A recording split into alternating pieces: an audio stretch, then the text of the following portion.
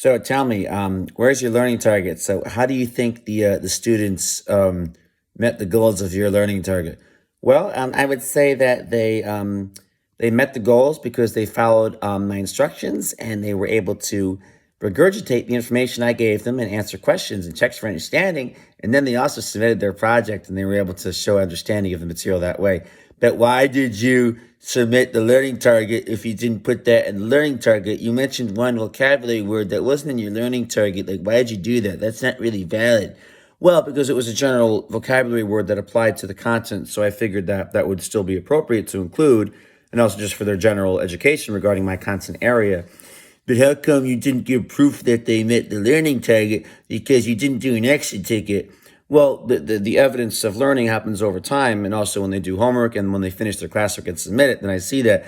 But you need to have the evidence right then and there that they learned and internalized the learning target. The learning target. Learning target. Learning target, learning target, learning target. Learning target, learning target. Learning target. Well, I do think I met the learning target though. My students, I showed them some really interesting content, and I think it was pretty engaging. And some of the kids got a few wrong answers, but some of them got right answers. And it's all part of the learning process. They're learning as they go along, and it's a process. And it takes more than one lesson sometimes to learn certain materials and to provide evidence of learning. It takes a few classes sometimes before you get that.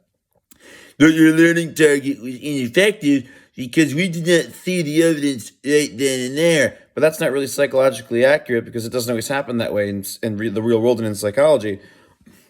And with the science of the mind, learning doesn't always happen within a 1 hour lesson. Sometimes it takes a few lessons for learning to happen. But we still need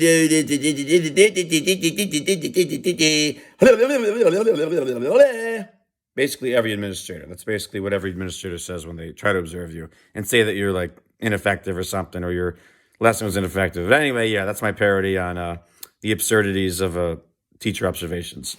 Peace out.